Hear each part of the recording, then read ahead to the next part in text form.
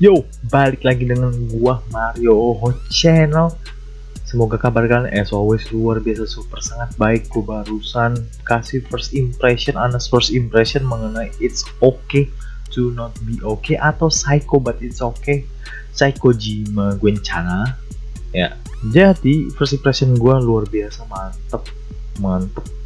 Gua jatuh cinta dan super tertarik banget, dan kadang-kadang kesel sih kenapa cuma keluar 2 episode setiap minggu. Itu kan lama banget, kapan selesai ya? Lu bakal menunggu-nunggu setiap minggu, tapi nggak usah khawatir, lu nggak perlu lah yang namanya gue nunggu dulu deh sampai keluar semua baru gue mulai nonton. Aduh, jangan gitu lah, itu nggak seru. Inilah serunya dimana lu menanti episode berikutnya di setiap minggu depan lagi, minggu depan lagi. Itu yang bikin seru, menarik, karena kita bisa discuss bareng ya kan. Jadi di episode 1 apa yang penting terjadi, ya mostly sih semuanya penting, karena itu penjelasan tentang drama ini, karakter-karakternya semua dikenalin banget, termasuk juga masalahnya dan masa lalunya. Pembukaannya itu gua kira membuat menjadi masuk ke area mistis, dramanya mistis, legenda, something supernatural, superpower, tapi enggak, ternyata hantu-hantu itu enggak. Nah, memang si Gang Tae atau Kim So Hyun itu menjadi perawat atau pengasuh orang-orang yang berkebutuhan khusus, karena dia sudah terbiasa dari sejak kecil merawat kakaknya dengan sendiri. Hebat banget. Mereka hidup berdua doang. Itu yang paling penting yang harus kalian note dari. Nah, di situ dia kerja di rumah sakit. Awalnya yang kita tahu kan dia kerja di satu rumah sakit. Taunya tiba-tiba dia di menit keberapa gue nggak tahu, tiba-tiba dia dikasih tahu temennya, lu udah pindah lebih dari 15 rumah sakit dalam 10 tahun. Nah, itu akan menjadi satu misteri tuh. Katanya kenapa dia mau pindah-pindah seperti itu? Apa dia kabur dari sesuatu? Apakah dia takut, atau dia punya something yang mau dikejar? Apa itu? Itu apa? Itu penjelasannya gue masih bisa belum mikir, karena episode terlalu pendek, jadi kita nggak bisa terlalu asumsi dulu episode 1. Jadi gitu. Terus juga gue mau curhat bro, sis bro, Moon Young, mungkin menurut gue dia memang dia memang terlahir untuk memerankan peran ini. Kadang-kadang kan ada dimana seorang artis atau aktor atau aktris, dia tuh memang bisa dibilang ya, karakter ini, peran ini memang cocok banget diperankan oleh lu, atau karakter ini memang diciptakan untuk diperankan oleh lu. Misalnya for example, kalau Kim So Hyun banyak yang di-cutkan ke I Love From The Star, benar nggak? Kalau misalnya ngomong Kim So Hyun, mungkin ingat dia, atau juga mungkin ingat The Producer ya. Kalau menurut gue sih, gue belum nonton, gue akan coba nonton itu. Nah, di sini menurut gue si Seo Ye Ji bisa aja mendapatkan peran terbaiknya dia sepanjang karirnya. Cocok banget, gila. Nah, terus apa lagi nih? Ko Do Hwan itu ternyata adalah bapaknya Ko Moon Young. Di episode 1 nggak dijelasin itu siapa, tapi lu akan tahu nanti setelah episode 2. Pasti kalian udah nonton dong ya episode 2, karena udah keluar semua. Ternyata bapaknya itu adalah seorang arsitek yang tiba-tiba jadi gila. Misterinya masih banyak, seru banget. Tiba-tiba jadi gila. Mamanya Ko Moon Young, seorang penulis novel detektif yang nomor 1 juga bisa dibilang ya, tiba-tiba menghilang atau tiba-tiba meninggal katanya, seperti itu. Tapi di situ juga dia kasih clue-nya berupa apa ya? Iya, dia kasih clue, dia ngomong ke juri, dia bilang bahwa bapaknya masih hidup secara body, secara tubuh, tapi jiwanya sudah tidak terlihat. Sedangkan ibunya yang sudah meninggal secara badan, tapi secara raga, tapi jiwanya masih hidup. Nah, itu clue lagi tuh, apa yang dia maksud ya. Tapi soalnya ini kan bukan hal-hal drama mistis ya, jadi nggak mungkin sih ada hantu-hantuan atau dia masih hidup tiba-tiba entah di mana, atau menghilang, atau pindah tubuh, atau masuk ke badannya Moon Young, kan nggak mungkin kayaknya. Nah, alasan kenapa si Ko Moon Young ini menjadi psycho itu dulu hampir dibunuh bapaknya ya. What in the world? Hampir mau dibunuh bapaknya. Nah, tapi problemnya adalah gue akan sedikit cek and recheck kembali akan gue munculkan di sini perbandingan apakah pada saat dia dicekek itu umurnya sebelum si Komunyong ketemu, atau ibaratnya kita ngomong gimana ya, dia duluan mana, dicekek bapaknya kah, atau dia udah jadi psycho duluan pas ketemu si Gangte. Kan dia tuh ada tuh yang dia putusin kupu-kupu itu udah titik dimana dia udah psycho sih menurut gua. Ya gak? Anak mana sih yang tiba-tiba datang cewek, gue suka sama lu, kasih bunga lu, dia cabik-cabik kupu-kupu kan gila kan menurut gue ya. Nah di situ dia udah jadi psycho. Nah problemnya adalah pertanyaannya, apakah dia udah psycho dari dulu baru dicekik bapaknya, atau bapaknya cekik dulu baru dia jadi psycho? Gue akan jabarkan di sini nanti setelah gue selesai recording. Susternya Juri bakal jadi pemeran penting juga tentu dong, pasti berantem deh dengan si Munyong. Udah jelas dari awal udah bentrok yang pas telepon kan. Nah jadi pemeran utama kita udah kelihatan banget jelas di satu episode 1 sampai episode 2. Pemeran utama kita adalah pure, benar-benar satu pure, murni, selfless, gak akan bisa diperah, dia gak mikirin diri sendiri, dia mau peduli pada sesama. Tapi yang satu lagi psycho abis, gila boy, gak peduli apa yang akan terjadi setelah dia melakukan itu, pokoknya dia ngelakuin itu dulu seenak dia, sesuka dia.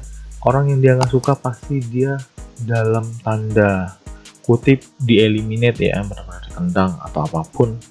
Entah karena dia punya duit, apa karena emang dia memang bisa bener-bener punya kuasa untuk kabur dari semua konsekuensi. Itu juga yang bingung sih.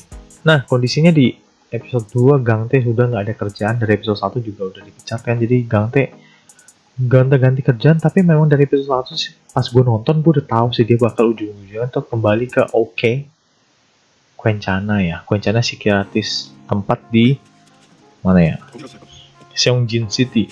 Itu udah keren banget ya di situ. Nah di sini ada clue banget, ternyata nyokapnya Gangte tuh dibunuh. Kalian akan lihat cuplikannya, terus tiba-tiba di sini dibilang, Sangte bilang butterfly-nya tuh yang ngancem dan mau bunuh si Sangte. Kita tahu pasti deh, kita tahu itu ada related atau hubungannya ke at least keluarganya si Komunyong. Entah itu mamanya, atau mungkin mamanya masih hidup, atau mamanya yang bunuh supaya dia bisa menulis cerita novel detektifnya. Bisa jadi ya, saking totalitasnya. Itulah teori gua. Agak lebay, but it's okay. Nah bapaknya Gangte ini kemana? Moon Gangte. Itu bapaknya masih tidak tahu ya di mana. Wow. Jangan-jangan bapaknya Moon Gangte selingkuh dengan mamanya Komunyong. Wow, super advance banget nih imajinasi gue. Tapi nggak apa-apa, itu jadinya teori, karena itu menurut gue menarik juga sih. Bapaknya nggak pernah disebutkan, atau mungkin gue miss. Nah memang ternyata dari kecil tuh berdua udah lari dari Seongjin City sampai ke Seoul naik bus, karena si Gangte ini udah tahu kalau mereka akan dipisah. Hebat nih, dia benar-benar hebat, dia benar-benar berani bawa kakaknya dan rawat kakaknya terus. Hyung ya, karena dia selalu manggilnya Hyung. Jadi menurut gue ini memang teorinya adalah mamanya Munyong ini sengaja melakukan pembunuhan, yaitu untuk membuat cerita fiksi tentang detektif, untuk mendalami peran seorang pembunuhan yang bagus. Dan menulis cerita yang bagus tuh sebenarnya nggak cuma detektifnya doang yang perlu bagus, tapi yang penting ada pembunuhnya juga perlu sama bagusnya, sama pintarnya dengan detektif itu, baru cerita detektif itu seru. Makanya menurut gue sih kalau memang untuk nulis cerita fiksi tentang detektif yang keren, kasusnya harus super keren juga. Untuk membuat kasus super keren gimana? Menjadi penjahat super keren, super pintar. Nah karena nyokapnya Munyong ini adalah ratu dari cerita fiksi tentang detektif, menurut gue sih, teori gue adalah dia yang menjadi mastermind dari pembunuhan-pembunuhan banyak sih. Mungkin dia punya alias lain untuk menulis. Who knows? Ya, kita juga nggak tahu. Lalu ada terjadi problem lagi, gila si Munyong ini benar-benar bikin kerusuhan sih.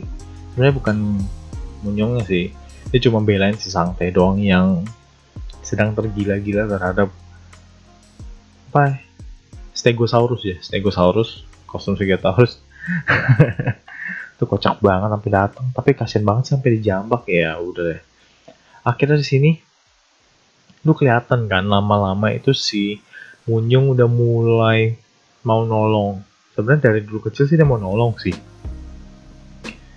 Tapi di sini nolongnya sih nggak kira-kira, ya udahlah Raya cukup, nggak apa-apa. Itu kalau misalnya dia benci banget sama orang tuh dia benar-benar belak-belakan sampein kayak gitu dijambak. Iya. Semua buktinya udah tersebar di seluruh internet, di seluruh media massa, seluruh dunia sudah tahu tentang backgroundnya seperti apa, tentang ternyata nih kenyataannya si Munyong tuh sifatnya gimana udah kelihatan banget. Jadi udahlah, menurut gue sih karir dia bakal hancur. Teori gue, karir dia bakal hancur. Kenapa? Karena udah kayak gini tuh udah bener-bener gak ada lagi gitu.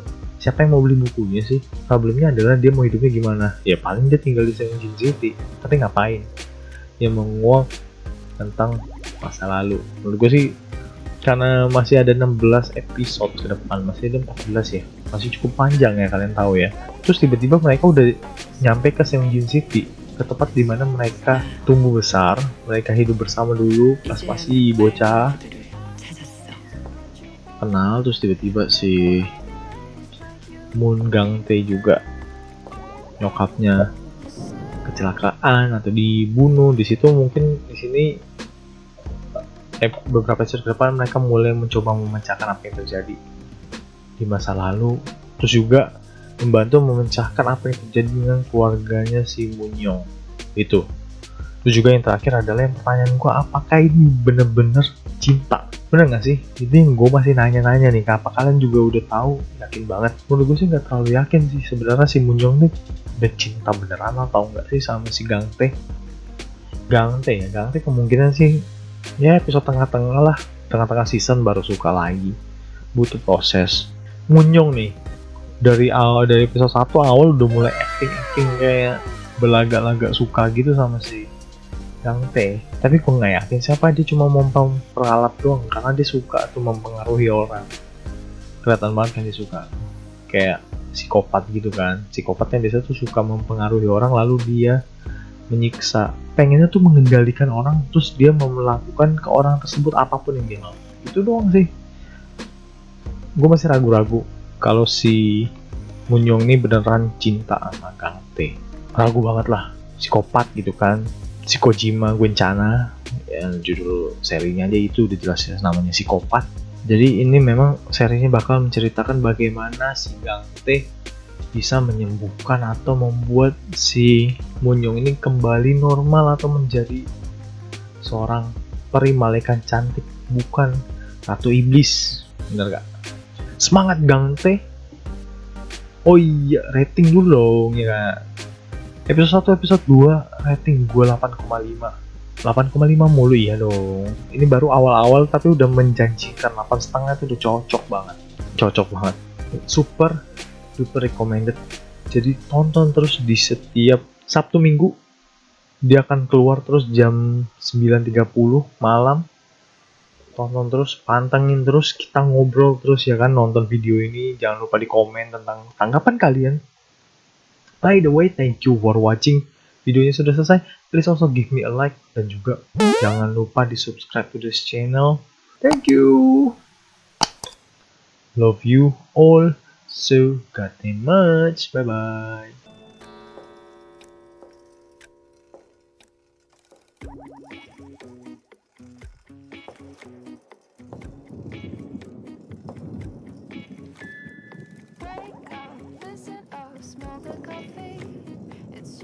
나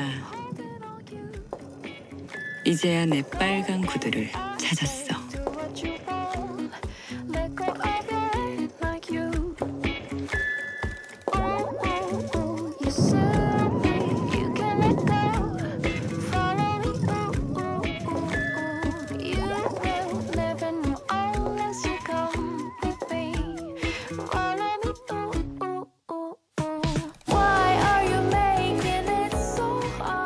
당신 여길 왜? 왜긴 보고 싶어서 왔지.